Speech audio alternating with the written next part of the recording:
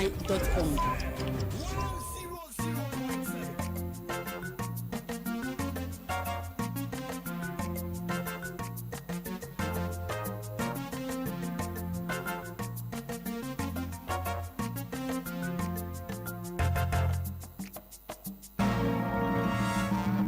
Oyerepa News. Yamawa ha emwakwa baba Oyerepa TV and Oyerepa FM 100.7 eso yawo kumase edum Boshaba Plaza sabre pram tobre na asunu nti ye de kasebo wo mayi muni ama hodro so nsem de di kanadi tie ye de hon komo ebebo mo na eniani mu nsem eni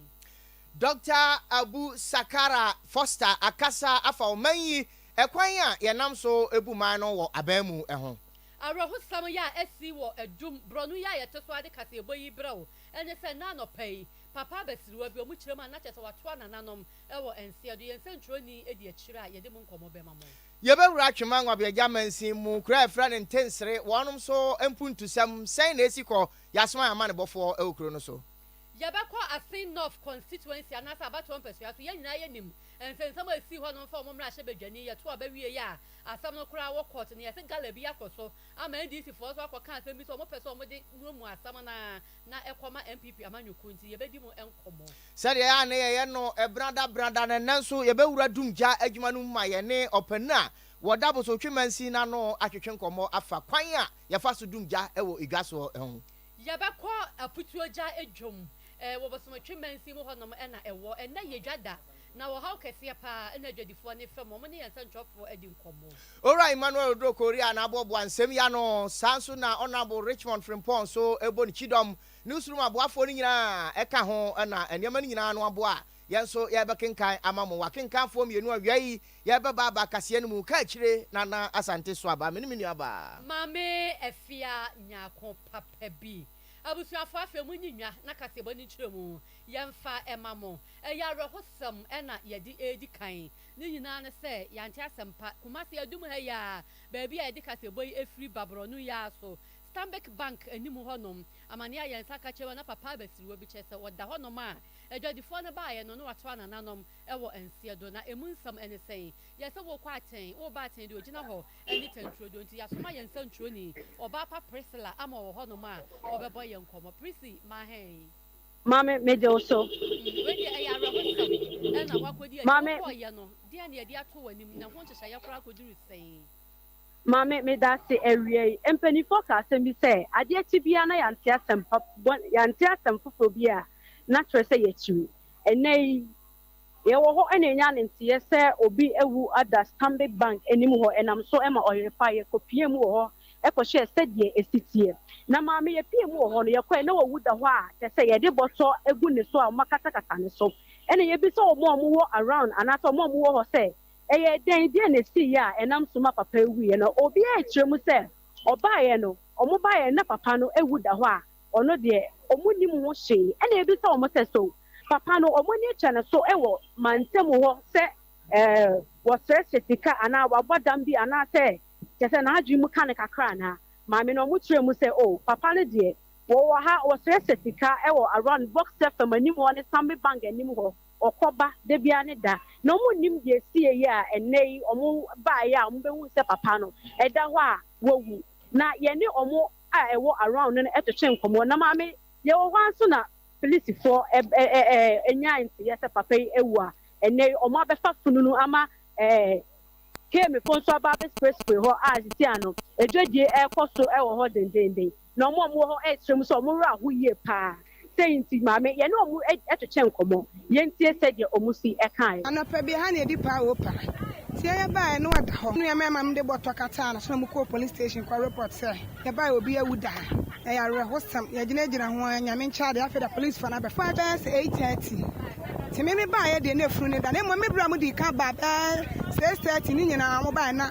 wada ha no da bi en plan ba bia ne ba bia ne ho a aka na me dia imagine me so se bia na oyare na oduru oyare na ye ne kese na se obi bɔ ne me bra ba ko se na ni atwa no so wa happen na ase wo sire anopa bia ba idi kan be pra na ide no ma ba na ya hyehyɛ no ma atimi anopa me ba me duru abe around say ba no na oda ho ba na me pra na me nim se bia obi a wada ba me hwɛ sai na no ɔde da ho na se nko obi a wada de den a wo bɛtɛn no kakra ba me hwɛ sai na no ɔde da ho na saa be bɛpɛ no ɔde da ho nti ɛna ma me nya adwu bi sɛ wayinya nim ni die bra ba ko ɔkan ho ase ɔne yɛ sɛ ɔne de we de ɔtɛ twam wɔ ase na anopa na bra ba ko bi so ase aro se around enu enwumre be 8 no se na ɔwɔ around ba anopa na yɛ fast call central police station one ɛne ɛkɔbɔ ɔmo amane na ɔmo yɛ sɛ ɔmo ma environmental protection for na ba bɛ den aba bɛhwɛ tonight sisi wa because ɔn sɛ enipa no da yim pagya utimi ɛmɛtɔn adeɛ abra bibi se ne sɛ ɛhwɛ ya kyɛ ya ansa na ɔmo ba abɛpagya na owe deɛ ɔhwɛ ne tibia na ɔyɛ timamu ni bebi ofiri ne tribe ɔyɛ deɛ mintimi nkyerɛ ayi hu ɛde ato yɛ so ne sɛ ɛnsɛ ɛya ɛyarɛ hosɛm sɛ nipa de sɛni a wɔn bosome nkron na at the end of the day ɔbɛba na baabi kwan ho minim sɛ wabi mehyɛ wɔn hyɛ kino ho ɛna ɛbɛyɛ sɛ ebi a wɔafiri mu nti mekɔɔ mmerɛ police station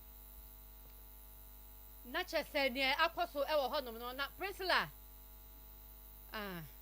Priscilla firi so nka yɛbisa no wohwɛ TV no so a wahu sɛ na ayɛ sɛ bag ketewa bi nso ekita ne nti nka ne yɛbisa ne deɛ ɛwɔ mu nti wei deɛ wafiri so yi deɛ ɛyɛ dan a wɔbɛba adwuma ma nnwuma kasa ebom no deɛ ɛwɔ mu nyinaa nso so no yɛde ɛbɛto mu anim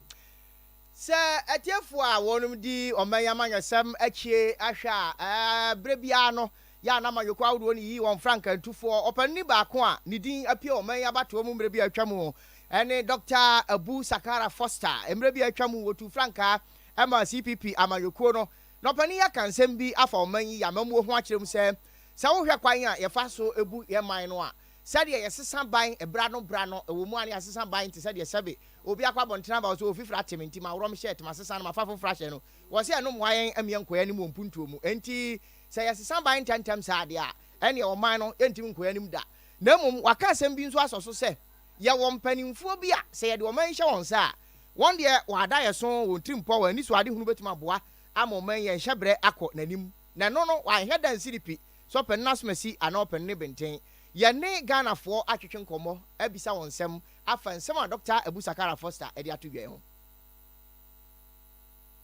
Dr. Abu Sakara n'asɛm no a wɔɔka no mene ne nya adwene wɔ kwan bi so yɛ mene ne nya adwene wɔ kwan bi sɛ nka ɛyɛ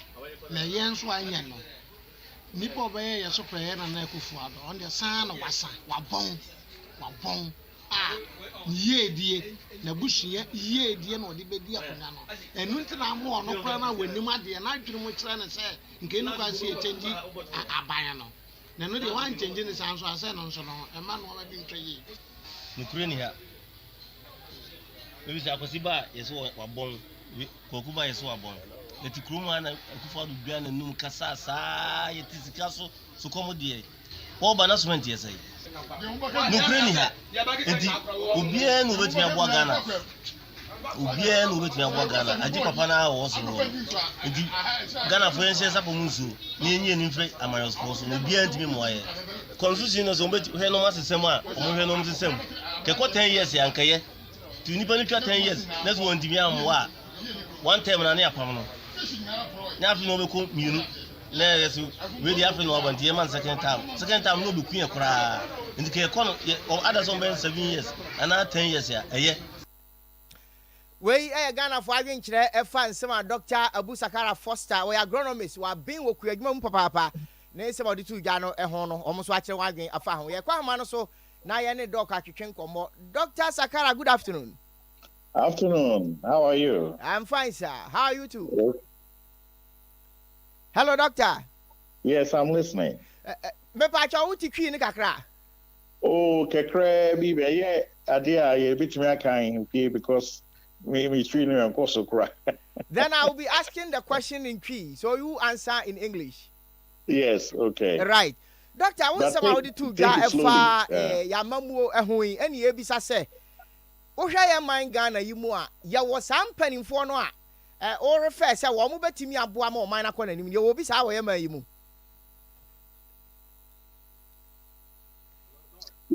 Yes. What he said? What? You were talking about some leaders who can change the fortunes of the nation, and I'm asking that we have those leaders in our midst in this country. Of course, we are talking about, when you talk about leaders, it's not just about personalities, and this one has had this post before, and this one. The question about leadership is, what vision do you have? If you're leading people, it means that you have a vision of going from one place to the other. And what concerns us at the moment now in Ghana is not just a matter of elections, winning elections and coming into position, but what vision are we having for Ghana that is going to alleviate us from the situation that we're in and take us forward to what we want to become? That is the dilemma. And we've got into a situation where we believe that just by voting and then changing government, you're moving forward. But you may not necessarily be moving forward if you're not pursuing a vision that is consistent with actual changes in your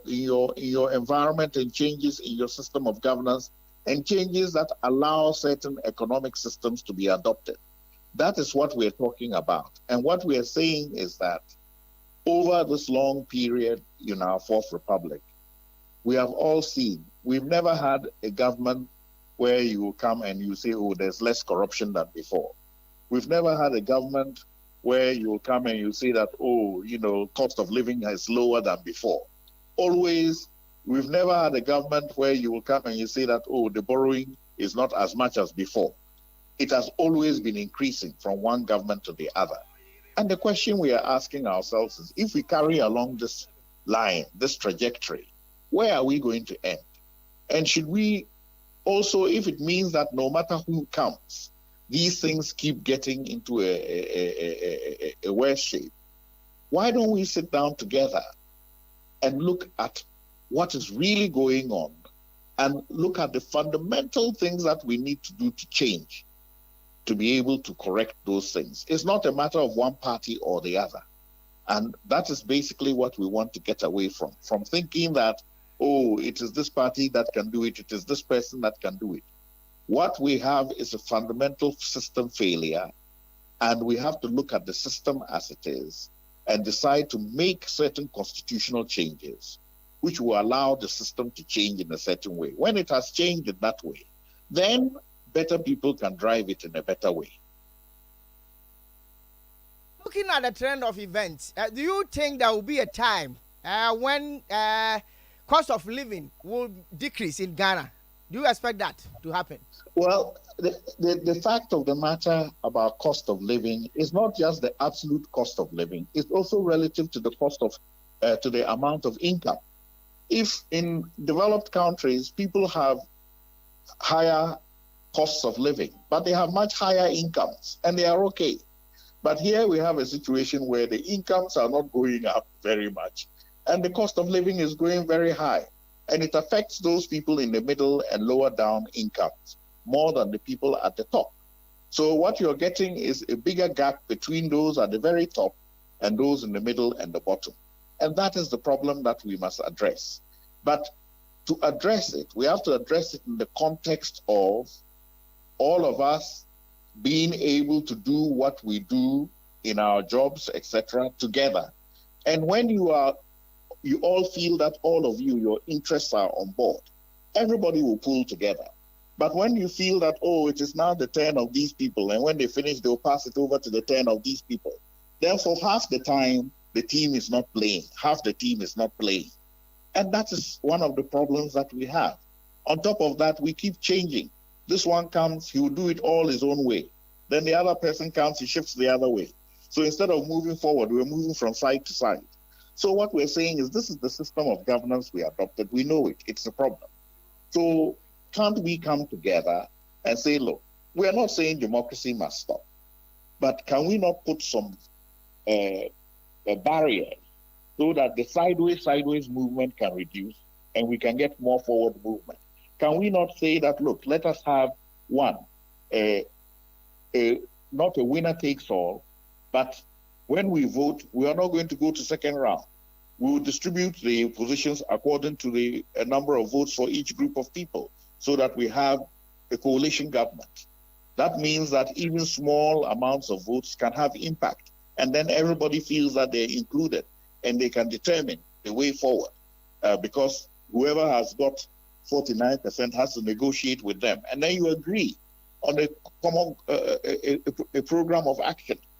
so that we not have a fixed program of action for a certain period, and we develop in segments, like we have a long national development plan in 6-year segments. We can also say that, okay, instead of having this short for 4 years, let us have a 6-year term,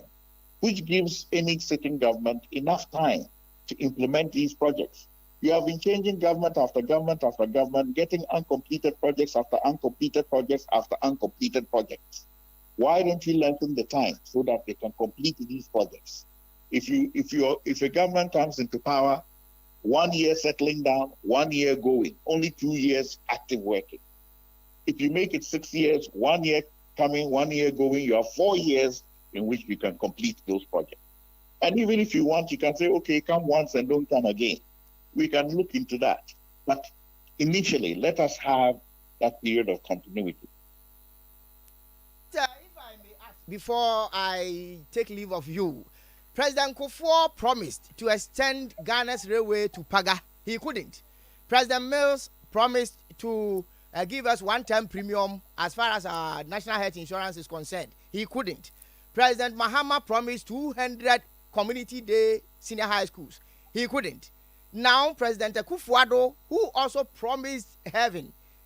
has not been able to deliver, in my own opinion and in my own wisdom. How do you think a particular government can change the fortunes of Ghana if that government is allowed to stay in power for long? Well, I think first of all, we have to start thinking differently. We cannot be like children in a sweet shop where your father asks you, which sweet do you want? And you say, I want all of them. We have to be a bit more mature and know that for our income, we can only have some of them. So we have segmented plans for 6-year periods where we know that in this 6-year period, based on our income and some money that we shall borrow, we'll be able to do X, Y, Z. And we limit ourselves to that. Now, whether A or B wins, you come and do those things. How you do it, yes, that one you can decide. The order in which you do it, you can decide. But we are not giving you liberty to throw that plan out and bring a totally different plan. Then you finish it halfway, then another person comes, he also throws out another plan, he finishes it halfway, and then we're constantly in this situation that we're in now. So the key thing is this, that we must have a national conversation amongst ourselves about our approach to governance and reinvent by adapting the current system, a system that allows us to have a coalition governance, so we don't have this situation of winner takes all, a system that allows us to have a longer tenure of office, say 6 years, right, so we don't have all these uncompleted projects left, right, and center, yes, and also a system that has greater inclusion and merit. So people are awarded things according to merit. All those things are things that we can put in place measures in our constitution to limit the degree to which we can exercise power so that we follow those things more closely and it will bring better governance for all of us. This is what we're talking about. We're not here to condemn A or B or C. Collectively, as a generation post-independence, we have not lived up to the expectations of our forefathers, who were able to get independence from an imperial power. All they asked us to do was get economic emancipation for our people, and we have not done it. So we must accept it has not been done, and now collectively put our heads together and adopt a system that gives us a better focus, a greater continuity for implementation of things, and also ensures that we are not chopping and changing, with every change of government, everything gets thrown out. Well noted, sir. Thank you very much, Dr. Abu Sakara Foster. Thank you. awusiafo ye ne Dr. Busakara Foster na kotwetwe nkomo no yo obi a waben wo kuadwuma mu pa ye amanyosam mu nso odi akotene ne nsam ne na adwenkyerɛ a ɛfa wo man yamamuo ho na wada na die no so aba menne ne ya adwen e wo fa bi e kyerɛ sɛ sɛdeɛ na wo bobɔ wɔ ne yɛ hyehyɛ ɛbɔ ɛsɛ yɛbɛyɛ we a o man tumi no sɛ ɛkɔba sɛ nipa no ɛtena hɔ akyɛ kakra mejidi sɛ no bɛbɔ ɛsan sɛ yɛsesa aban asesa ɛne yɛ bia obi abɔ pɛ sɛ ɔyɛ ne deɛ foforo ɔbɛhyɛ ase onwie ɔho nti yɛka bɛsi mampani deɛ na wɔbɛwie ɔde bɛka ho no sɛ aban no ɛtena so akyɛ na we na takes all no yɛyi afiri hɔ na ɛne wei bɛboa wei de n'adwen ba mejidi sɛ no mu bɛboa ama yakɔ ɛna sɛ si yɛnya national development plan so to obi te hɔ amena sɛ pobi ne ne tim sɛ ɛwɔ sɛ mekɔyi wei fra me so mebɛdi bi na mebɛpɛ bi na ɔman no ɛkɔ n'anim abusuafoɔ yɛto akaseɛbɔ no so de amamo na yɛkɔ asen north abatoɔ mpɛsua so ɛyɛ abatoɔ a yɛtoo no mfiempinu ne aduonu yɛ mu no sɛ mobɛka yɛ a ɔpani a wɔdi nkunim wɔ MPP amanyokuo no din mu ɛsɛ mmarahyɛ badwani no kɔpie mu sɛ wɔno no sɛ ɛnyɛ Ghana ma mu ha nko a na wɔfiri ɔsɛ fra ma no ne ɛka ho enti wɔkita passport mmienu yɛ a ɛkyerɛ sɛ wɔyɛ Ghanani ɛsa yɛ aburokyerɛni ɛka ho menka ne saa ne te aseɛ yie enti ɛnam so ɛma owura baako yɛ ɛfrɛ no Michael ankoma nim fa ɔtabiri asɛm no yɛ a ɔpɛpɔn bosom de ɛtɔ so 9 wɔde asɛm no ɛkɔ kɔɔto nti sɛ yɛ kasa yi ɛwɔ kɔɔto a kɔɔto mpanimfoɔ tena se ɛbɔbɔ ho ahwɛ deɛ susuan ɛde bɔde ho no ɛbɛfa na nsɛnsɛm no mu na no ɛna sɛ DC amanyɔkuo de abɛto dua akyerɛ mu sɛ ɔmo nim sɛ bra yɛnkyɛ bi a ɔmo bɛyɛ by election ɛwɔ asen north abatoɔ mpɛsua so ne nyinaa ne sɛ ɔmo nim sɛ kɔɔto no asɛm no sɛdeɛ tie bia no obi okita passport mmienu sɛ wɔyɛ dual citizen deɛ ɛyɛ dan a ɛbɛkɔ atia na ma ɔma saa ato aba no ɛfoforo nti yɛka na wɔ court nti court deɛ ɛna yɛtwɛn na nsɛm a Felix Benefo ya wɔyɛ NDC chairman ɛwɔ asen north abatoɔ mpɛsua so ɛde bɛto dwa ɛfa saa nsɛnsɛm wei nyinaa ho no wɔkyerɛ mu a na Easter adwoada no MPP foɔ ɛyɛ gala bi ɛwɔ hɔnom a wɔmahu sɛ ɔmpɛ sɛ ɔmode daadaa wɔmanfoɔ no asɛm no a ɛwɔ court ɔmo dɛfɛdɛfa ɛdane na asɛm no ɛkɔ yie ɛma MPP amanyɔkuo no yɛnkɔtie yɛba a yɛne MPP foɔ bɛdi nkɔmmɔ afa ɛho deɛ aka kyerɛ Ghanafoɔ nia na ne titiriw ebi aso ɔmampanin ne sɛ asenof yɛpɛ basabasa asomdwe yɛpɛ 2020 yɛbie kwan ma party biara de ne wipa yɛdɛ yɛbɛgyinaeɛ ɛma yɛyɛ campaign yɛgu so a yɛyɛ campaign no NDC yɛ candidates a yɛde ne kɔyɛwura James Gyekyi Kwesi mmeranteɛ bi a ɔwɔ asenof a yɛgye di sɛ ɔmo yɛ MPP foɔ ɛtrɔ petition de kɔma electoral commission sɛ yɛwura no ɔmo nyini firi akantie no a yɛkɔ nim ɛsiane sɛ ɔnyɛ Ghanani ɛma electoral commission ɛnso frɛ yɛwura James Kwesi ɛma yɛwura yi kɔsesa ne nkrataa nyinaa ɛde kɔma electoral commission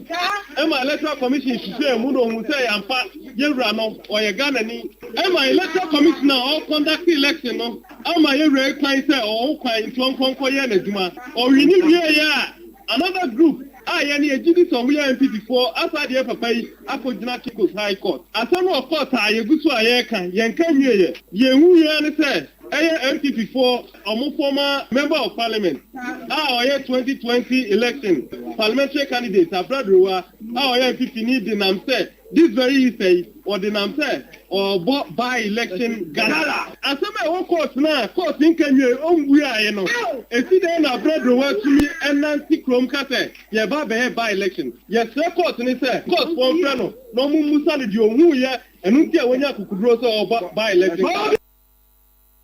enti wei ɛyɛ owura Felix Benefo ɔno ɛna yɛte ne nka no ɛsɛ ɔde nsɛm wei ato dwa no na yɛkɔ ahoma no so na yɛne owura Stephen Asamoah Asen North NPP amanyɔkuo no constituency secretary anatwɛtwɛfoɔ ɛma wɔn ɛno no yɛne no ɛbɛdi nkɔmmɔ Steve wote yɛn ka Oyerepa TV Oyerepa FM 100.7 ne Kumase yɛma wa ha ɛma wakɔ aba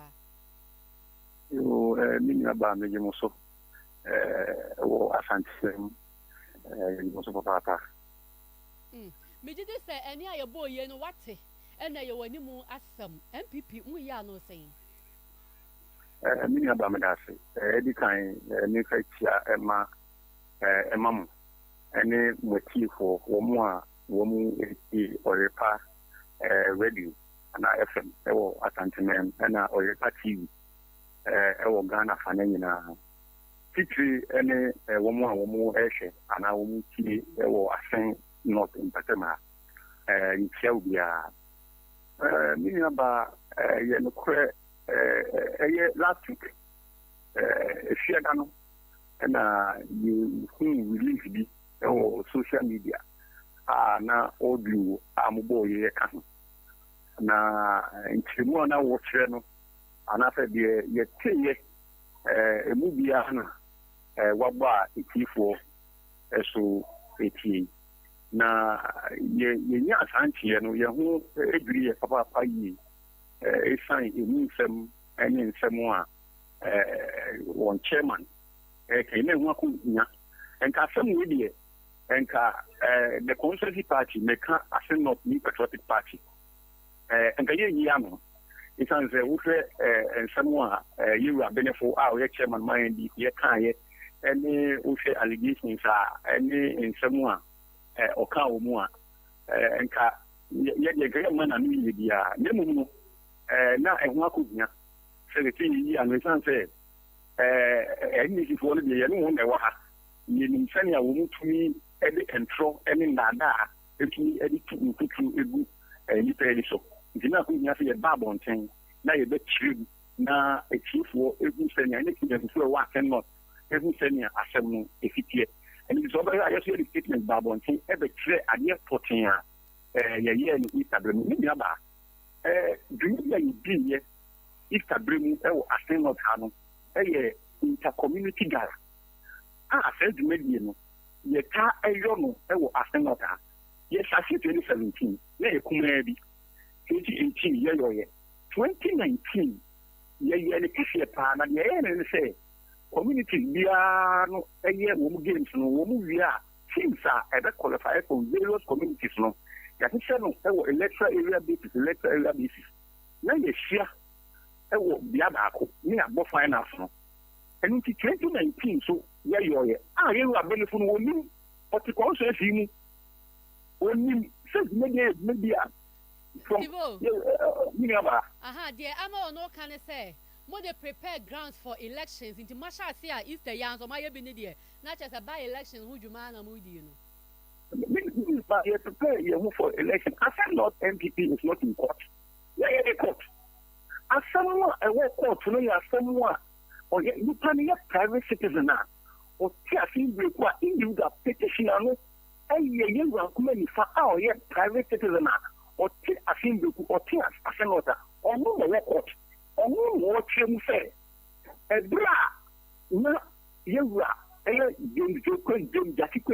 ọdọ na nkrata ɛkọ akọma electoral commission no na ọgọso akita ne Canadian citizenship mu that is he was still holding on to his Canadian citizenship saa na yewura ankoma nifa ɔyɛ ɔde akɔda court nti petition also ɛyɛ yewura James Jackie ɛna yewura respondent no ɛyɛ yewura James Jackie and my electoral committee of Ghana. Yeah, I think not MPP, but yeah, that's the election, Nintia, Gala, no tire pan saying. Gala, no tire, no, say, just to have fun and energize the base of the party. To energize the base of the party, we have a political party here. And you say, yes, about what Brem Kona, no. I will say, at a political party, we are active at all times. When you are with me, our song. For send before one better, no more can year to about no may active. MPP for the at all times, they active. So that's that. We get a national party. One more start here, one more for various region, meaning some money. If the idea they are active, as I'm way are your boy, and you're part of our action plan for 2021 and beyond. And not before. No woman about no question, no woman say. When I fear the thing is successful, anything any part everyone share na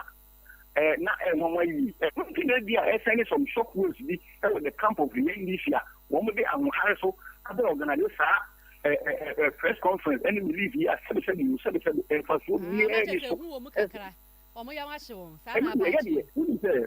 say asem wo koto a ye aso obi na di asem na kokot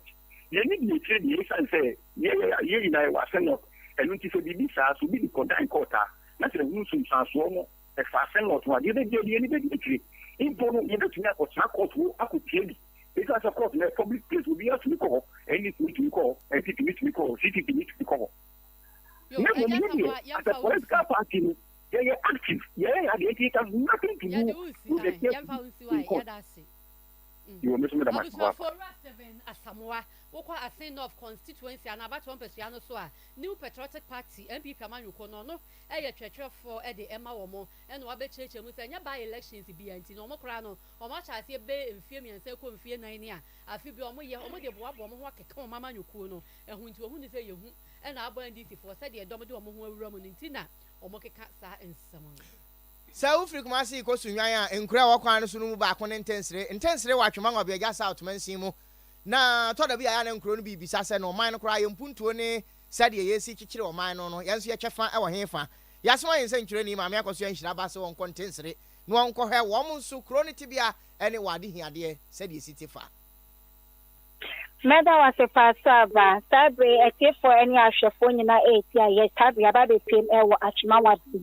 Now, did a Krobia wire friend and things for a honum enemy, they waste my project and come on a coye, near protection, come on in Puntu home. Now, Okopium, a will more that a memo fair watch, say, in Punto de, I'll bow more pie, yes, said a Jones for Abba, who can one shall say. Omunya wo biara ensu emfanchire wo mo sen na wo ye pakase ya be pie e wo no na ye be tie o mo nso ehia de de a eye o mu de ye papa e no be yi o makoma mu nyara na o mo de o mo nsem nyina e de ato ye nim na ya mpa o mo de o mo nsem eto ye nim ukopiem e wo intent tra e ye school bi e wo ne sen RC family e na fe so intent DH school o ma de se de kase pa e na wie o mo de tie nim ne se e ye ajanan bia de e wo school mu wo no ma e ye school koda no teacher for a regional. One more check in Shankra ye cry. The Asha for a share or a TV so a share your Facebook na a yet collect na said a 9 piano and a one of more flat and a possible na a teacher for it. One shall say, said the Tibia ACT and a bomb who ye cry into 1 month in the uncle so and the amount for fear no with the Biomo Cosper, now Macquaco Yom ever and cried ye, as in the class at the Aquana Waka man and Cosso crowd the Cosso. Of told our class almost me the show more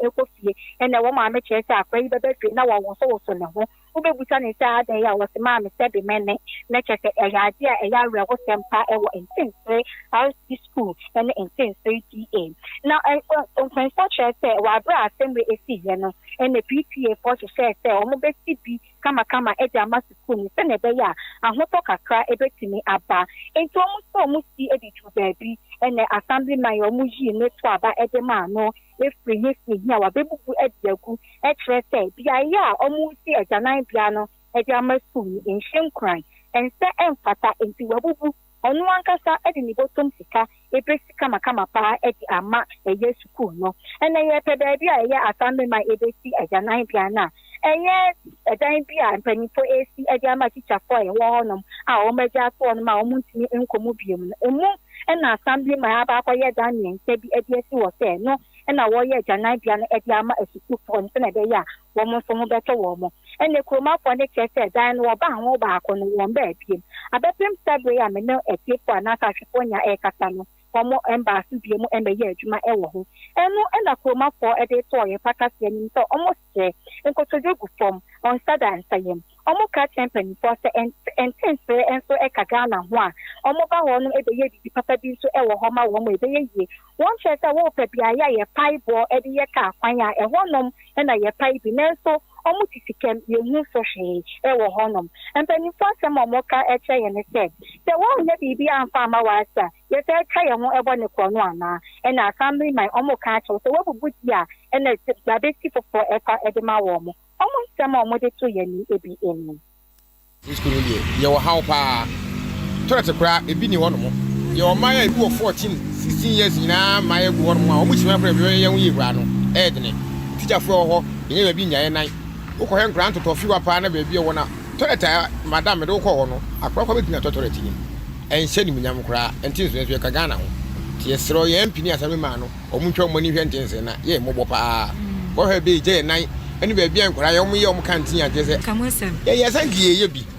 ye do bi asare ma na be guagu se baby ade ni si no enye no ba ba ye fufuro nso de sabe kan no ano no oba ba ko pe we see who be ah te de e na wasɛ na afaso bi ene so ɛno mpo kwa no yɛn PTA yesika na de nyɛ sɛ bi ɔman ne kwa na ayi awofo ne wɔ ne yɛ agigi sika asena ma bi na nkɔ yɛ ne wantumi ani ogya hɔ ɔno ɔba yi sɛ nkɔbɛto aso wanto aso sasere ma ne ho ahiw sɛ de ntiro yɛn agigi sika PTA yɛn sa anya ɔbɛbuturo na to so ɔyɛ foforo besi ne wonsi ho bi nti ade a edi enya ba bia ɔnabo agida pa wo bia no ɔmɛnyɛ toilet no wɔmfa ma yɛn toilet titiri a school for no kraa no mo ne basa toilet yɛ nso aso mo abubu no nti ehia toilet ɛna kure ankasa ensɛm a ɛkɔ so ɛwɔ kura frɛ on tensere we atwema ngwa bia south mansi no mu nkuro no mu baako yɛnsa ntwere ni maame akɔso nhiraba ɛna kɔfa asama ne ɛbrɛ yɛn ɛne yɛ free atwema ngwa bia south ayɛ babo so twemansim ɛwɔ asantemantam ha ya na aputuo gya ɛna yɛkɔ akɔgyina ɔmudwa no ɔmudi no ɛbenada enti ne yɛ dwada kɛse paa na sɛ ɔmo wɔ ha papa yɛnsa ntwere ni na na akua de pa wakɔ hɔnom ama ɔmo de ɔmo awerɛ hosam ne akɔsam ɛne abenedi ɔmo fa mu paa ɛwɔ dwanem ato nanim ogya homa no so na na akua maame papa bi akwaba nejo so maame aputuo gya jomo te sɛn maame aha de obepie mu wa tese maame yɛma obi biara akɔ aba ɛba Oyerepa egyedi nsɛmu na ɛnɛ sɛnya de biara da yɛde bɛsum yɛsiefoɔ no ɛnɛ nso yɛbepie mu ɛwɔ etutuo gyadwom a yɛne egyedifoɔ no ɛbɛtwetwe nkɔmmɔ ɛfa nneɛma ɛha wɔn nneɛma yɛtete wɔn ankasa mmere sɛ mpanyinfoɔ wɔ aban mu esi a wɔn bɛfɛ sɛ wɔn bɛboa wɔn na maame yɛn nam twetwe nkɔmmɔ wɔn kyerɛ sɛ wɔn deɛ wɔn wɔ ha pii na maame ɛkwan a kyerɛ wɔn fa so ɛbɛpie wɔn dum hɔ no kyerɛ etutuo nkoa kyerɛ ɔnam so a maame wɔn ankasa wɔsɛ hɔ a yɛ ɔbɛduru na wada ne ataade na yɛ brown wɔn kyerɛ sɛ etutuo na eku wɔn na edwom hɔ kora deɛ kyerɛ etutuo nkoa ɛhɔ yɛ ɛnate kɔkɔ nkoa na egu hɔ na wɔn kyerɛ sɛ nkɔmmɔ deɛ wɔn bɛpɛ sɛ mpanyinfoɔ ɛbɛbu ɛkwan no so ɛne edwom hɔ ama wɔn ɛno paa na ɛndeɛ ehia wɔn nti maame yɛn nam twɛn nkɔmmɔ no sei na wɔn twɛn.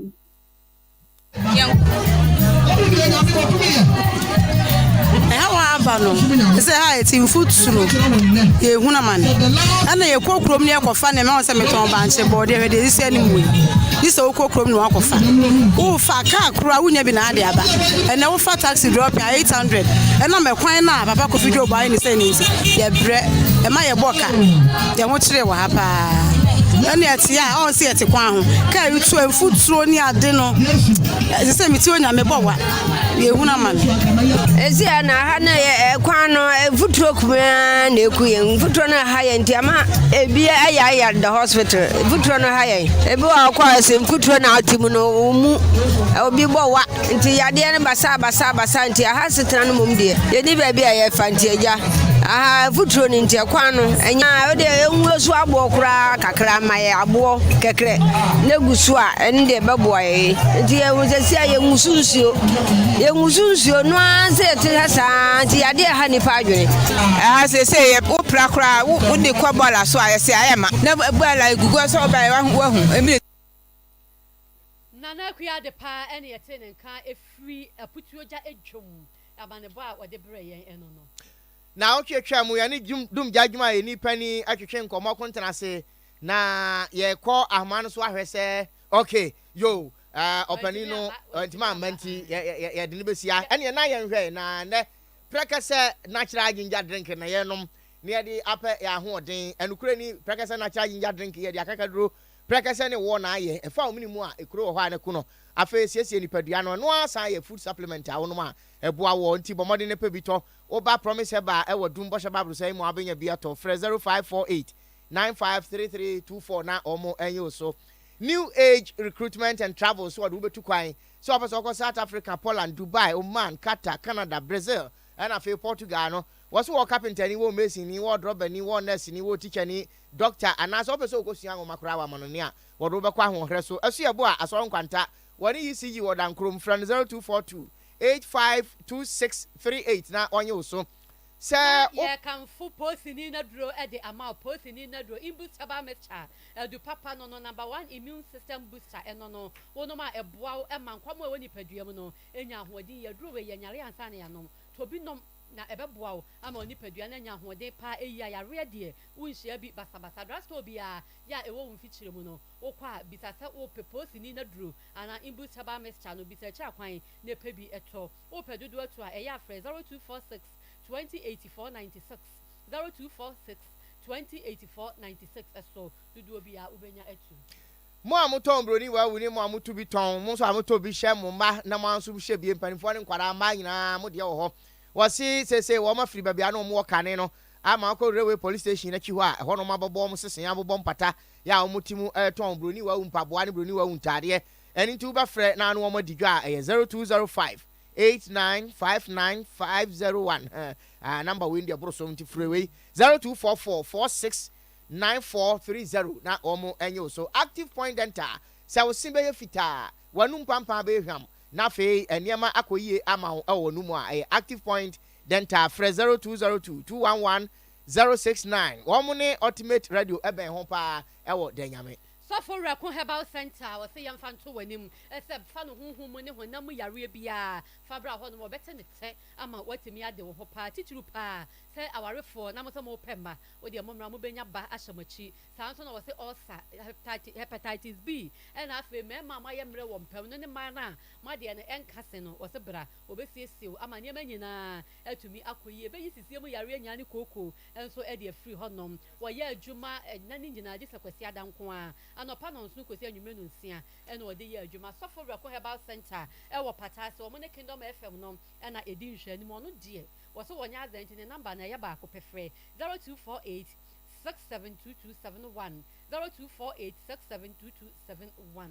Sofo Yabo Herbal Center opankro no adabraka o si wo beduru ho a sabe wabodam kra beti wani so nam say yare hwede nyame de adom na adom no so nkokwan so kra o say hypertension obehwe diabetes stroke and namun san yare e friend STD ni STIs no na fe etwire na oba ngo be ma ngo ni nyina oduru ho a Sofo Yabo abeti ne tem wade ho se o kwa ne nchen na sunsumu nsemi na house so da ebone a ni nyina obeyi afri so frɛ no 0245 684003 pankro no adabraka kuma se na owo na ya kanfo Boshaba Electricals ho niema ene nkane papa ni nyina aha na wobenya bi design bia style bia shape bia ya wopa bi no wo ba ha wobenya bi CCTV cables ne cameras no enso abuso wo ha no bra na beto bi wo ha no eba no socket adapter switches ene niema switches ene niema ekeka ho nyina wobenya bi wo Boshaba Electricals na cables no de original certified one no eno kwa bi no no akọ ena wa hye ne ya ama no we wo no na akọ ama ya yama nti ye papa betobi ne jahye no adolso ewo efiefio Boshaba Electricals ewo Oyerepa FM and Oyerepa TV abro sai mo Boshaba Plaza edum Wesley Methodist abro sai no enche ho no ma na ye wo masori ne enche ho na abro sai ewo wo ba dudu obi abetumi abetu na abetumi so ato enkrokro ukọ maame atakofo building ewo PZ ebi wo ho na Sambra Hotel so enhwe ani mo Boshaba Electricals ewo ho ya frame 0541 125339 0541 125339 na yakamfu GP1 herbal mixture e the amount edroi de ho adanse e de wa wunim e GP1 herbal mixture kwave de ba ye woni enya bi wo nwesi abachima ma ye no omudi nkomo nya na ye bi no ma no ma aboa wo mo ama chese yare no amfo ma nkonse do kwanu bi na mo ne nya ahogen e wo nipadua ne mo pa e sa yare ahodro bebre prostate mu wo ha wonyina e wo huru magya mu sa ma wo ahogen chese ma wadwen mu so da ho pa eyie enti pa bi a kira kwan na etonom ama no ne ebi wo ho na o my Ghana mu so ebi wo wo ba kumase a wo frɛ 0244 93 41 43 0244 93 41 43 a ubenya bi na enkran so no 0249 11 37 50 0249 11 37 50 eso ebi ewo ho UK any America mem Canada nyina no GP1 herbal mixture ewo ho no ma obi a no bi na ebeboa mo ho de SCP esita Ora Emmanuel Odro Korea na bobo ansam na no Honorable Richmond Frimpong ebo ni chidom newsroom aboafo ni na kurokrafa na kase no ewie peye wakenkafo mienu a de kase no bre wo ka akire nana asante so aba me ni aba mame efia nyako papa bi ye sori so ama Oyerepa futuo abedwafo antena woni abedwafo abeto so yadama se adomdom ye ni anunsia mo beto Oyerepa kase enka biu